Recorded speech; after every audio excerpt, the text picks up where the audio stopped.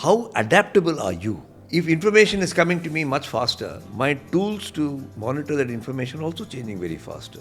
Global capability centers are another logical civilizational change that's happening. Now, if you're a French or a German company or an American company, it is daunting to say go to India and set it up, right? Yeah. So I think this point about compass is not just a conceptual idea. It's about whom are you benefiting. But if you take America as a company, what the CEO is doing to America is emergency.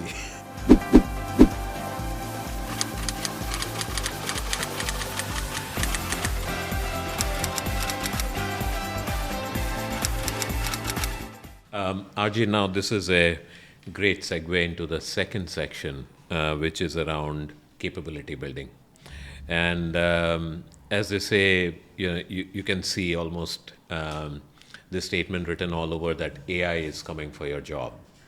How should one individual fight back, think about capability building, think about skills?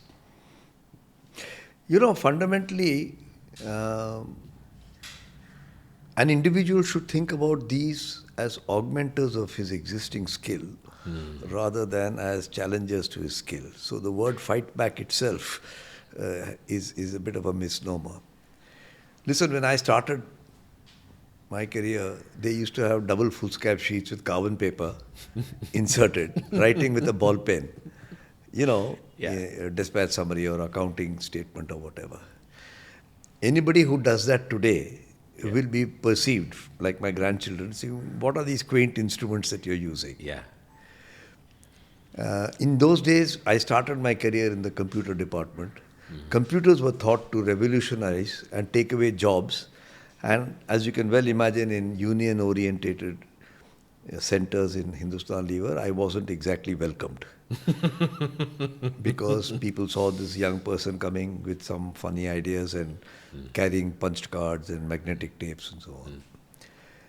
I think there has been technological revolution happening continuously, and AI is one more in that sequence. You can argue one is going to be more powerful than the other. But if I take things in my own lifetime, or a little bit longer than my father's lifetime and mine, the steam engine was thought to revolutionize.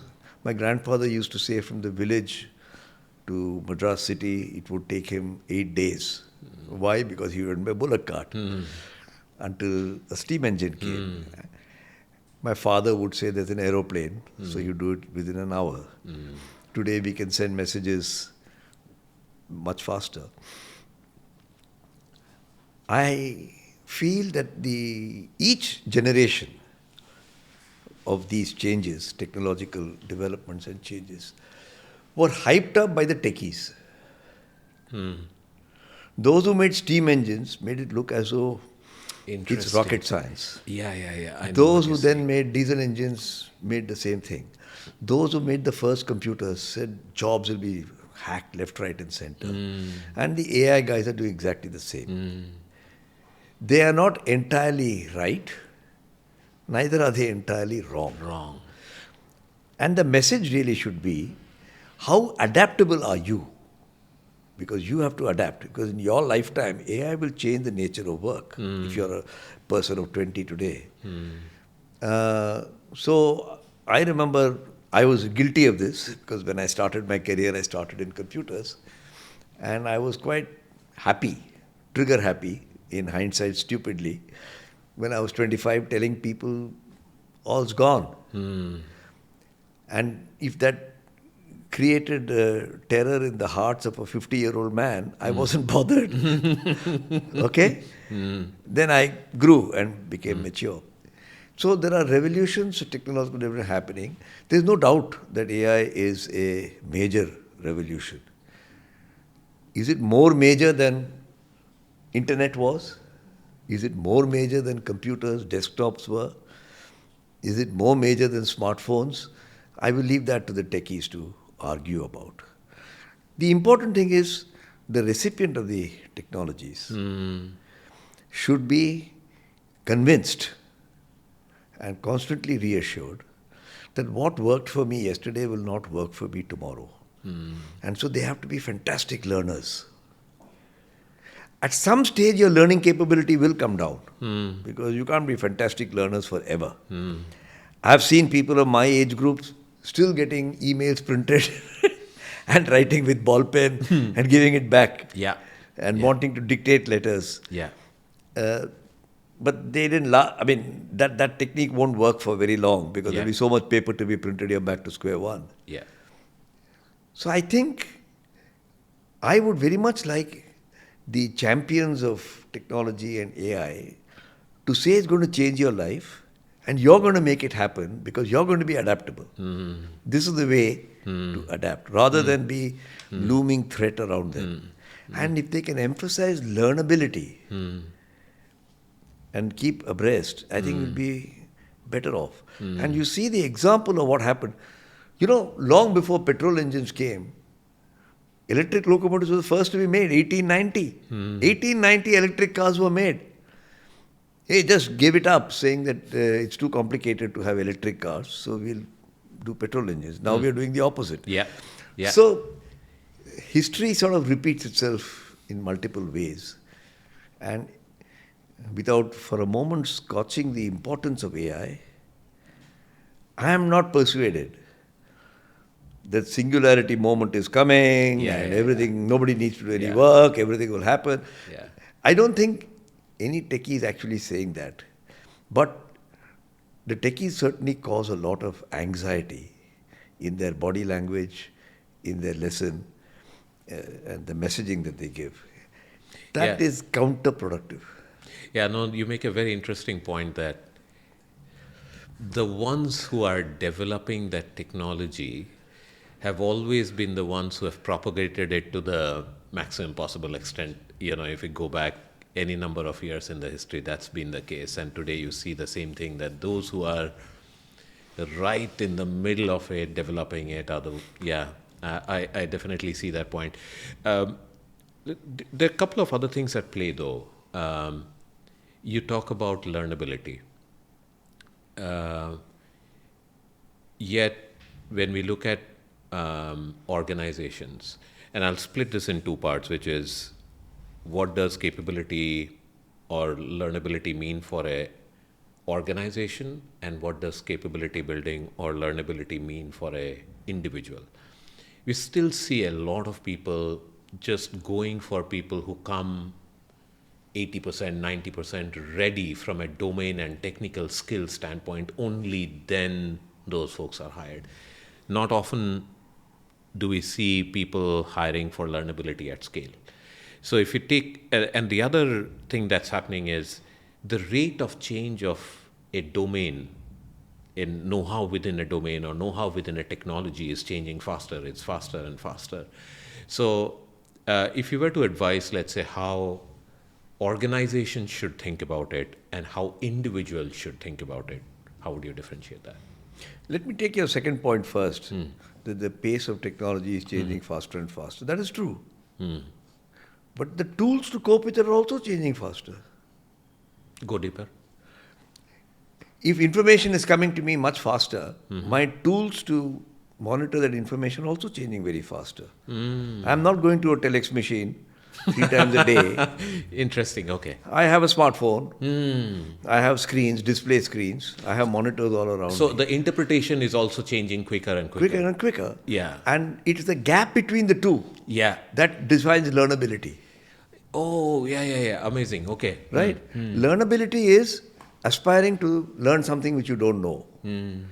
But if I get information, I'll take a very simple example. I love quoting this. When my father and grandfather were alive, if somebody is coming by Chennai Express or Madras Express as it's called, my father would spend hours on a black phone, ringing up some station master, finding out whether Madras Express is coming at 7 o'clock as it's supposed to come. Yeah. And this would go on and on for days, you know, because he wanted to make sure that he picks up his sister or grandmother or whoever. Today, I don't do that. I can go to the flight app and I know whether the flight is landing or not. So I can get to know far faster. Yeah. My learner, if I don't want to learn about flights and see them on the display screen, Yeah. then I won't know. I'll Yeah. keep bringing up Santa Yeah. Cruz Airport and Yeah. asking them when is flight 1, Yeah. 2, 3, 4 landing. Yeah. So learnability is the bridging the gap between the pace at which technology is moving and the pace at which the tools to cope with that are changing. That has been constant since Adam, according to me. It's been absolutely constant. Adam felt as hassled about the changes around him as the Mughals felt and the Cholas felt, and I feel. The gap is what matters. Once you understand this, you'd say, I'm only a hop, step, and jump away from catching up. But by the time I catch up, that's moved on. Heisenberg in physics said the Heisenberg's principle of uncertainty. And I often recall this because Heisenberg's principle of uncertainty says in physics you cannot determine the position and the velocity of an object at the same time. Yeah. Yeah. Right? Yeah. Because Especially electron. yeah. Yeah. When you send something Yeah. towards the electron, it Yeah. has already moved. Yeah. So that's called the principle of uncertainty. Yeah. That's true of human life and management as well. Yeah. If I get to understand how I'm getting information, that has moved on further since then. So that is what learnability is all about. Once, I don't want to put it to HR, but once leaders, HR is a resource to help with this, once they understand that your career depends on your learnability, rather than delivering sales last. Yes, that also matters. I'm not saying it doesn't matter. But if you fail to learn, then you get stuck. And if you get stuck, that is what is causing you, rather than blame the technology. But what do? Arey, I've been doing this for so many years. Now, I don't get carbon paper anymore. I don't get double foolscap sheets. I don't get ball pens which I can press hard enough. If you're still living in that mode, then I'm afraid you can blame the technology, but you have to blame yourself because you did not provide yourself learnability. You know, since I'm born and raised in Calcutta, I think of the Babu in the office in Calcutta in those days. I'm talking about the 60s. He would wear his dhoti Punjabi and he would be very happy doing the same thing. And equivalent of that in other places. Yeah. We have to get out of that mode. I'm not scared of AI. I don't understand AI. But I'm not scared of it. But I know that whether I learn from my son or grandson, my learnability keeps going, then I may extend, if not infinitely, but I may extend for a long time how I cope with the changes. Yeah, I definitely think, RG, that going by the experiences back in the corporates, that there is a lot of folks in organization who spend an enormous amount of time admiring the problem that the rate of change of domain and technology stuff is going faster. But I think you brought an extremely important dimension to it, that the tools that allow me to interpret that and allow me to catch up is also becoming faster and faster. I definitely believe that we don't spend as much time recognizing that there are tools that allow me to catch up faster. We just admire the other side of the problem. You know, I'm reminded back in the 80s, I used to look for earning foreign exchange for my company, my employer. And Texas Instruments set up a small base in Bombay to be able to transmit data through satellite. In a country where black telephones weren't working too well, that somehow looked like a pipe dream. But let's face it, layer upon layer has been built up. And today, there is this famous story of if a butterfly moves its wings here, it can affect a storm in Canada. That's the thought experiment that is done. It is actually true. If I press a button here, it can. If Trump presses a button in White House, it can affect our stock markets tomorrow. Yes. So this point that everything is interconnected, and we find it too complicated to connect all the dots. But we do know that unless I learn with the tools that I have, if I don't even learn from the tools that I have, then of course it will overtake me. So learnability is equal to the pace of technology moving minus the pace at which I have tools to cope with it. Yeah, no, that's phenomenal. And I think there's a lot for a listener to take back from that. Yeah. I think it's a very important message to propagate and deliver. Whether it's constant or not can be debated. Yeah, the gap. But the gap is approximately constant. Constant. In my view. And what my grandfather used to say, train takes us in 8 hours from Madras, from the village to Madras. Yeah. My father used to say it takes all of 3 hours because I have to go to the airport. I said, don't have to travel at all, I can do it by Zoom. Yeah. I mean, Yeah. we are all trying to solve the same Yeah. problem. How do you communicate with... Let me then take this to at the level of, let's say, the nation, the country. As a country, and I'll come to the capability center, the global capability centers, all of that stuff in just a minute. As a nation, we obviously have found importance across the globe that there are a bunch of talented people who can do stuff at scale and solve global problems. But as leaders in the nation, if you were to, let's say, recommend or think about better ways that we should see reskilling in India, any thoughts on that? You know, the whole subject of skilling is entirely different thing, I mean, what really happens is we got a lot of people who have no skills at all, who are trying to find very basic sort of jobs. Yeah. And you have a lot of people who have terrific skills, which can be global in their nature. I believe, since you're asking me, I'm telling you, that skilling has to be decentralized, which means there are different horses for different courses.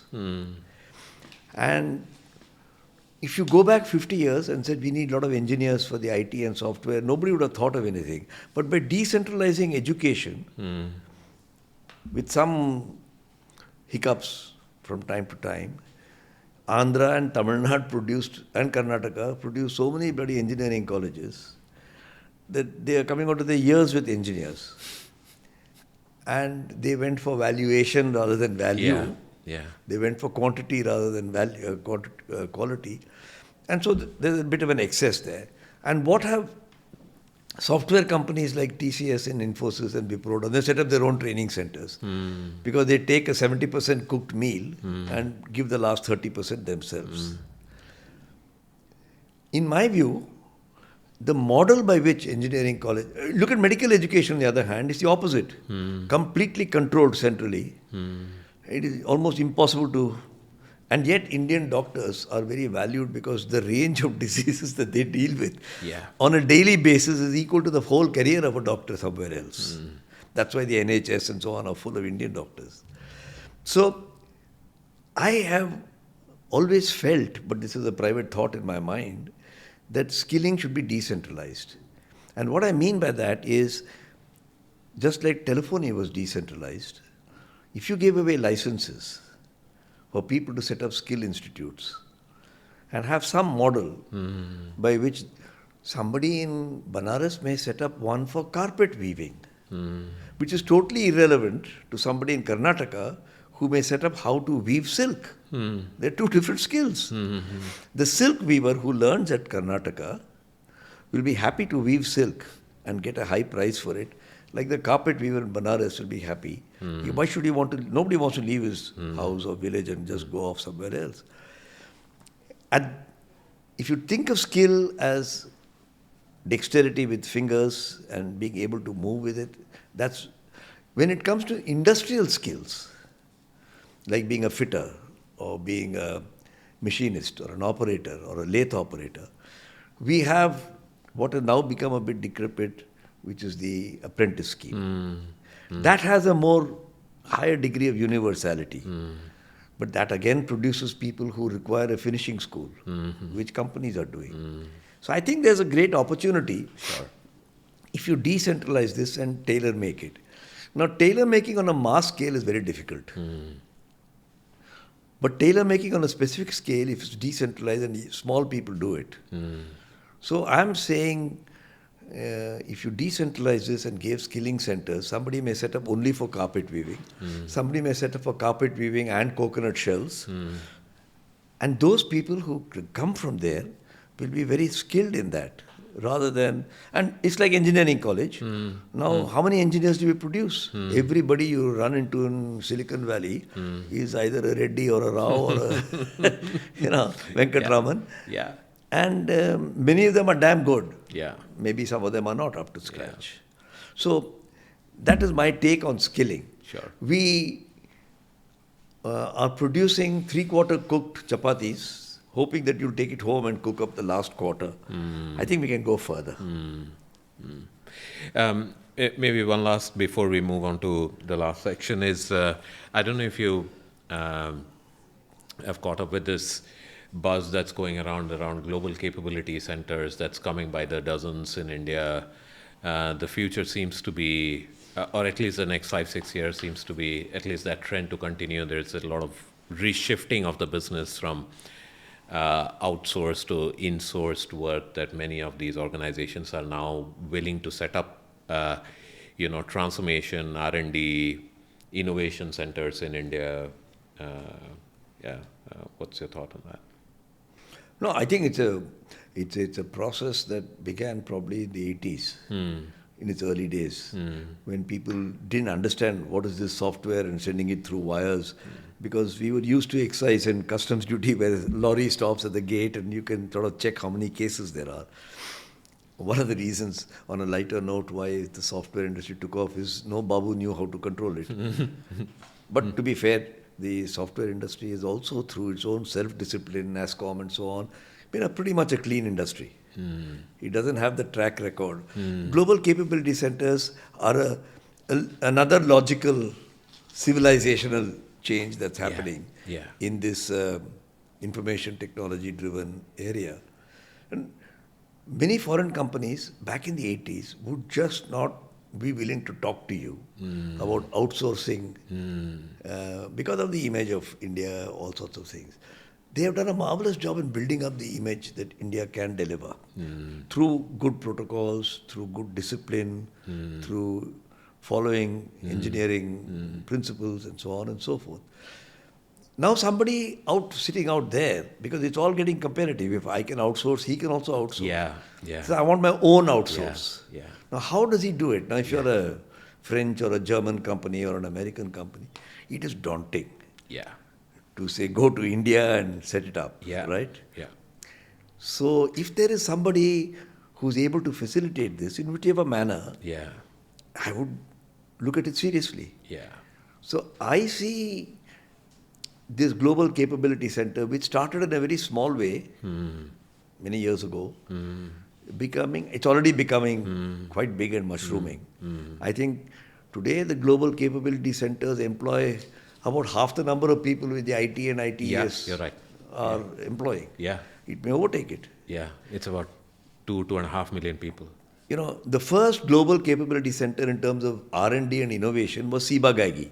They set up here in Bhandup in India. Interesting. And soon after that was Hindustan Lever Research Center at Andheri, not far from where we are sitting in this studio. And at that time it was unbelievable that Indian scientists with degrees from Cambridge and Oxford and wherever would come back and work on apparently simple products, like soap or making a medical formulation, Ciba-Geigy, or how to whiten product. You remember Tinopol? Okay. Now, if a company wants to set up its IT here, a company with good technology, maybe GE, maybe Boeing, they are latecomers to the game, but they want to accelerate and make up for their lost time or their priorities. And if somebody can disintermediate this, there are people doing this, I think they are on to a good thing, provided they go for value and not valuation. Very, very. If they get hung up that I must do everything for everybody quickly within 5 years, they may trip. That's great. Segue into the third and the last section, and possibly one of the most important, RG, is leadership. And you have written, spoken about leaders not needing a map but a compass. Let's start with that. And how should leaders see it, plan for it, go through that journey? You know, I'll take a journey. I want to go from Bombay to Delhi. I can get a route map. I can get directions of a very detailed nature. Go straight, turn 45 degrees, you'll find a petrol pump on the left, etc., etc. That's called a map. I want to be given a boat at Bombay Harbour and say, go to Dubai. I can be given pretty much of a map, but a compass will also help. Because if you go 2 degrees off, you will end up in Tanzania or somewhere else. Yeah. The more the certainty, the more you use maps. The more the uncertainty, you use compasses. Business is becoming more and more uncertain. Like many other things in the world, I'm concentrating on business because that's my calling. There are geopolitical events, there are trade events, international, and there are technology events. There are societal events that are changing all that. I think recognition by a future leader that I must I must augment my skill sets. It's not change, but augment. From being a pure geologist to being a geologist plus an astronomer. Yeah. From being a map reader to a compass. Yeah. Compasses tell you directions. Yeah. It doesn't tell you anything else. Yeah. So, how did Hanuman find his way to Lanka? He didn't have a map. He had some sort of a compass. And how do pigeons find their way around? We know they fly in the air. And even Kalidas last time, he said the pigeon carried the love letters. Pigeons hear the subsonic sounds. Subsonic sounds are sounds outside the human range. Our ear can pick up to 40 cycles. Subsonic sound is below 40. But when the wave of the ocean hits the sand, it emits subsonic sounds, which we don't hear, but pigeons do. So pigeons find their way by tracking the coast, by hearing subsonic sounds. That's what a leader requires. That's what I mean by a map. Now, if you restrict yourself to 40 cycles to 20 kilocycles, which is the human ear, so can leaders hear the inaudible? Can you sense the unpalpable? Can you feel the things that you can't ordinarily feel? It is that extra bandwidth. Can you see beyond the visible light to the invisible light, to infrared on one side and ultraviolet? That's a skill. And people don't impart this. When I use the word compass and map, that's what it means to me. Hearing the inaudible, seeing the invisible. So you could call it intuition if you wish. But you'll see that those are the skills. You'll say that somebody had a vision for the future. Vision means he saw something that nobody else could see. Now, how do you develop that? I'm afraid it's not in a textbook. You can buy any number of books and read it. But you do it through the Vivekananda formula, being more self-aware, by talking to people. And the key skill in this, at least this is my practical experience, is suddenly in your career, when you move from here to there, you must listen more than you talk. In the first 25 years of your career, you're rewarded for talking. Find their way by tracking the coast, by hearing subsonic sounds. That's what a leader requires. That's what I mean by a map. Now, if you restrict yourself to 40 cycles to 20 kilocycles, which is the human year, so can leaders hear the inaudible? Can you sense the unpalpable? Can you feel the things that you can't ordinarily feel? It is that extra bandwidth. Can you see beyond the visible light to the invisible light, to infrared on one side and ultraviolet? That's a skill. And people don't impart this. Yeah. When I use the word compass and map, that's what it means to me. Yeah. Hearing the inaudible, seeing the invisible. So you could call it intuition if Yeah. you wish. But Yeah. you'll see that those are the skills. You'll say that somebody had a vision for the future. Vision means he saw something that nobody else could see. Now, how do you develop that? I'm afraid it's not in a textbook. You can buy any number of books and read it. But you do it through the Vivekananda formula, being more self-aware, by talking to people. And the key skill in this, at least this is my practical experience, is suddenly in your career, when you move from here to there, you must listen more than you talk. In the first 25 years of your career, you're rewarded for talking. Making good presentations, cheering up the troops, as it were.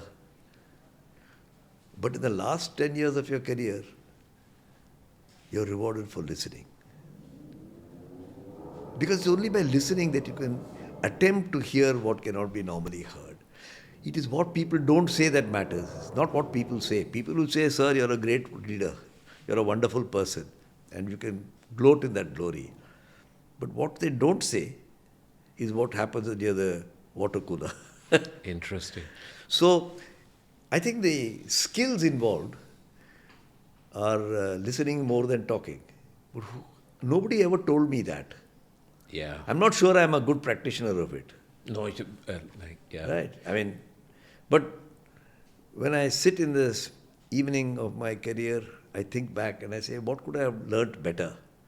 I wish I had known that time of change. But now that you say it, I think there are so many examples that float through that it's almost the reverse of what you just stated, that initial years were all spent quietly, but as somebody grew up the rank, it's more and more self-talk and, talking more than listening. But going back again, as a leader, when the map is not there, when the path is not there, and you're, looking at ambiguous sort of stuff, coupled with this thing that leaders usually, especially the folks at the top, there is a lot of loneliness. And that drives this element of fear, uncertainty, and you don't have too many people that you can go and be vulnerable and say what you want to say. So you have to always put up this face that, you know it all. What are things that you've seen, other examples that, in your own life and you've seen people practice that helps one to overcome these obstacles? You have to break the myth, and that requires courage. What do I mean by that? A marvelous example, I mean, Ratan Tata was not perfect. No leader is perfect. So you can go on describing some of his faults. But that's not the purpose of the exercise. Learn the best that you can from each person and see if you can fashion yourself somewhat. Ratan Tata was a great listener. He was a very poor talker. He was very low in talking. Low in talking, Okay? Yeah. Manmohan Singh Yeah. was a great listener. Yeah, I take a person whose footprint in people's minds is much wider than mine. Unfortunately, in the Western or American pedagogy, the more you talk, the bigger the leader you are. Big blue eyes, square jaw, barking out orders. But frankly, the more the uncertainty, the less you know. So, I think Ratan Tata was willing, since I worked closely very with him, closely. Yeah. not with Manmohan Singh, I'm using Ratan Tata as my moniker. He's the kind of person who would finish a meeting and say, okay, I'll think about it. And you could be waiting a few weeks to know what's next. And at that time, the thought can pass your mind that aren't we being indecisive? But he took his time. He talked to people. And I think, since you said, are there any people from whom? Yeah. And that's what caused me to think. I said, maybe there's a method in this apparent weakness. Because our image of a boss's mind is that he comes to a meeting, he says, you say, okay, I've listened to everybody. That's the decision, march ahead. But there are situations when you want to look at the compass and you say, I want to think about it. Nothing wrong with that. Now, when I think back, when we did the IPO of TCS, we spent 3 years. Somebody may say it's ridiculous. You shouldn't have taken 3 years to decide that. But I think we came to a good decision. Maybe it shouldn't have taken 3 years. I don't want to debate that. Which year was that? 2004 was the IPO. So I remember 2000, soon after 2001. I joined, should we IPO TCS or should we IPO Tata Sons? Why are we IPOing? What is it a benefit? Whom does it benefit?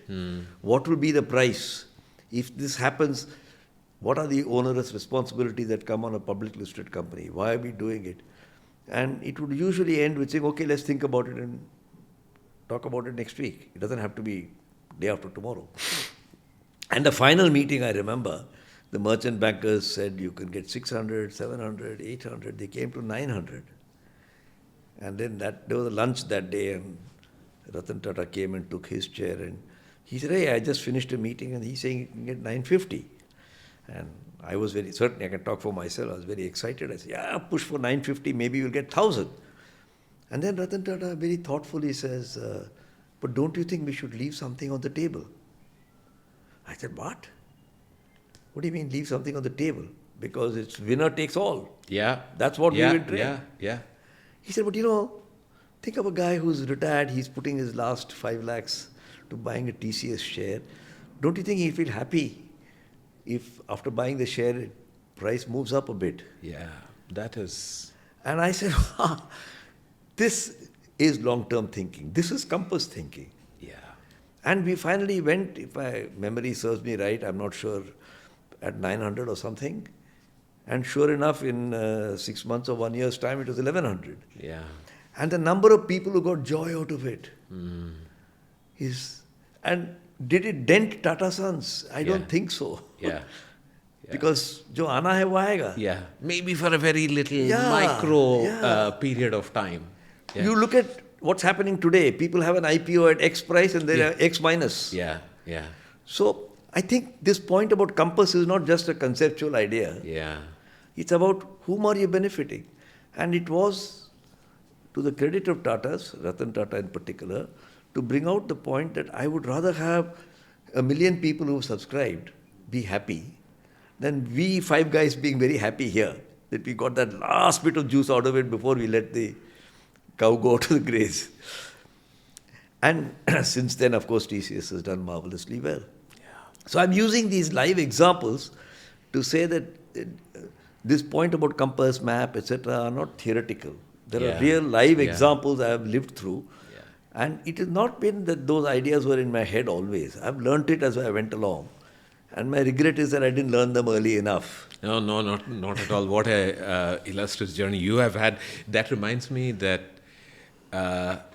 you were actually involved in the next IPO as well, right? That would happen 19 years later after TCS, Tata Technologies. I wasn't involved. I was in Tata Technologies, but the IPO happened much later. But you saw that company up close as well. Very, very interesting. That takes me to another point, RJ, I want to check with you that... I want to mention, if I may, please. one more example. Yes, please. Which made a deep impact on me. In Levers also we said we are a company of people. I'm taking an example from Hindustan Lever. We used to have, I was on the board of Hindustan Lever, 1989 or 1990 was the year, and this alpha problem was going on in Assam. And people were being kidnapped and ransom was asked, 5 crores, 15 crores. So we had a company called Dumduma Tea Company in a place called Dumduma in Assam.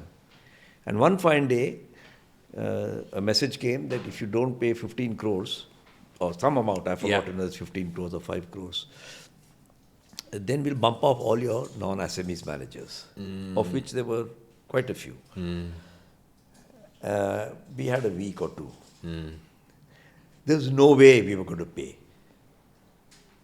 No way. But there was no way we were going to lose the life of 15 people and their families. Just imagine.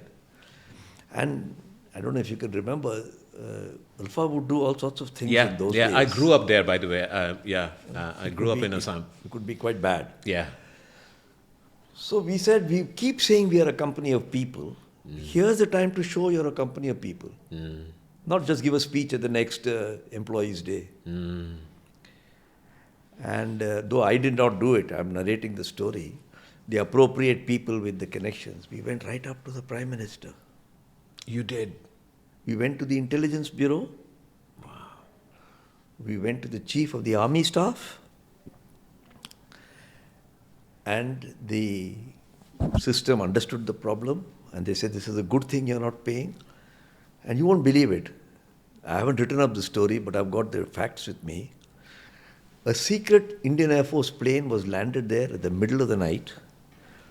30 employees with their families, the non-SMEs employees, were all airlifted. And the Chief Minister did not even know Mr. Mahanta. Whoa. Next morning, the families were safe in Delhi or Bombay. And the Assam government got to know that they've been airlifted from under their nose. And the GOC&C commanding in Fort William at that time was General K.S. Barar. And I had dinner with him some months ago. And he said, yes, I remember this because he was the GOC&C. These are stories of map making rather than compass, compass making rather than map making. Map making. Because if you did my maps, you say, aur kya kare sakta hai? And you may risk even one life gone, and you are not a company of people, as far as they are concerned. But that sort of, and there are many examples in Tata also like that, but I won't go into too many examples, but I think I made my point. Even all that we have seen, experienced with Bombay blasts. Exactly. Those are, I think real moments where, the difference between wheat and the chaff. And the last topics on the leadership piece is about culture, RJ. There are many occasions when you get a chief exec in, whether it is promoter run, family run, conglomerates. They don't they don't necessarily succeed because they're considered a misfit purely from a culture standpoint. Yet the flip side is that you get many chief execs to bring about the very change in culture. To a leader who's listening into this conversation, how does one arrive at a balance or figure, his or her way through the map and the compass that, that's how I should play while, I've come in to bring about change in, let's say, performance orientation, culture, etc. Yet too much, and he or she will be out. How does one navigate through that?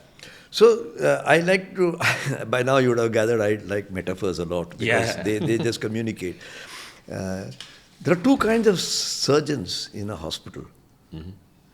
One is the emergency room surgeon and one is the OPD.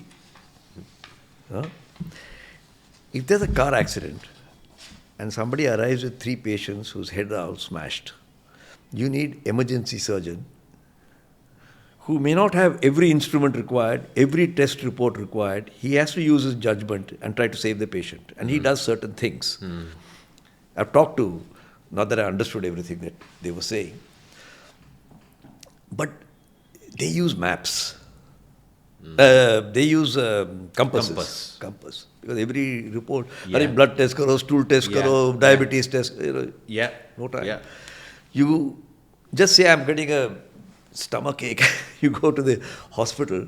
They say, come, we'll do all these tests and we'll figure out. The protocols and the approaches are quite different. The OPD, for normal cases is a bit of map reading. The emergency surgeon in Is the always emergency department is a bit of compass making. Yeah.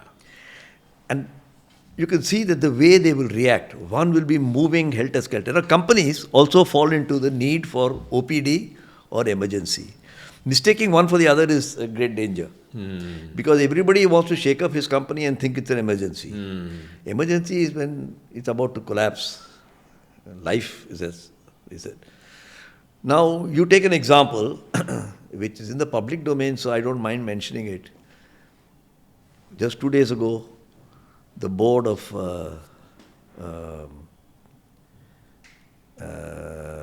Really? some company, it will come back to me in one moment, they said they will reward the British American Tobacco, BAT, the parent of ITC, whom ITC doesn't like to acknowledge as a parent. They said the CEO will get 19 million pounds for the current year, 2025, if he raises the stock price by 50%. Now, I consider this to be loony. I mean, there's a limit to madness.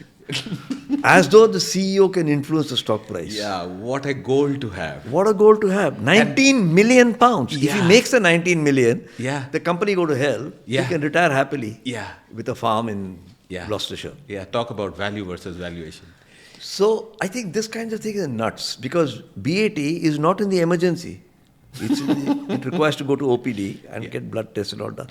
I'm sure BAT requires some shaking up, something has to happen. Yeah. But somebody is pushing a CEO or the CEO has pushed himself, I'm not sure of the facts.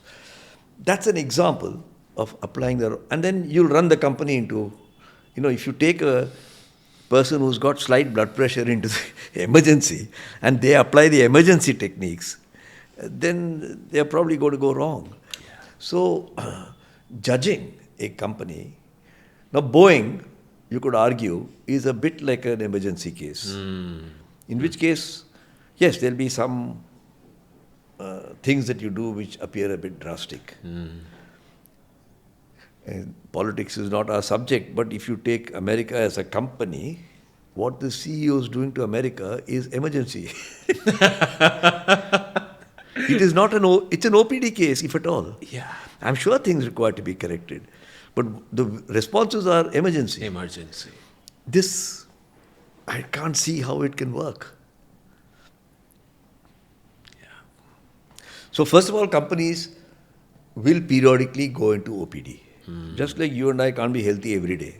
Like some cold, some cough, some blood pressure, some diabetes, some things will happen. But don't treat everything like an emergency. Emergency. Whereas the, forgive my using the word Western, PE-driven approach, everything is an emergency. Get your stock price up by 50% within the year for getting 19 million pounds. Somebody should have his head examined. How did the board allow it to happen? I can't understand. And imagine the behaviors it'll drive. Exactly.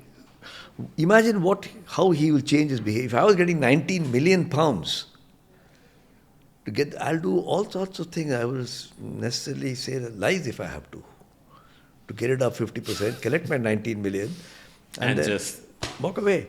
If you fire me, fire me.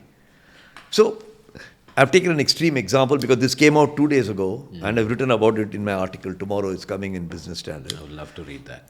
And I said, this is nuts. This is crazy. So,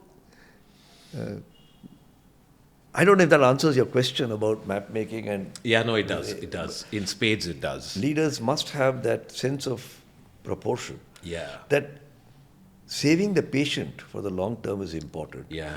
And if I should have gone to OPD, but I haven't, I've gone to emergency, you should be able to redirect me and say, go to the OPD department, Yeah. let's do your blood test Yeah. and everything. I also imagine what's the role of the board playing in a company like that, which allows that you go ahead and change it by 50% and walk away with 20 million pounds. Yeah. What's the responsibility that they carry as a...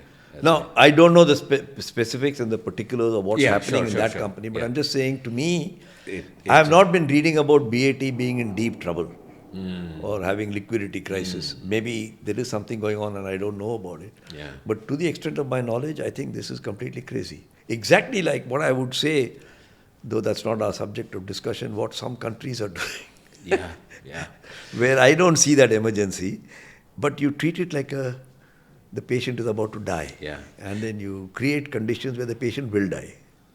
Yeah, and you make a brilliant point that once in a while, everybody goes through a little bit of OPD and you get a little cold and you get a little fever. But yeah, I think more and more people are behaving like it's an emergency.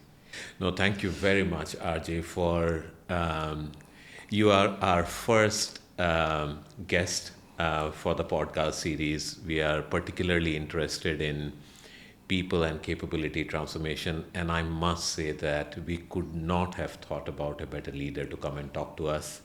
Thank you so very much for your time, wisdom, and all the areas that you have covered. Deeply, deeply appreciated. Yeah. Well, thank you for having me. And I've never been interviewed for such a long period on such a wide range of subjects, but I've shot from my heart. Yeah, it's been a And I hope that was fascinating useful. conversation, and there is so much for leaders to take.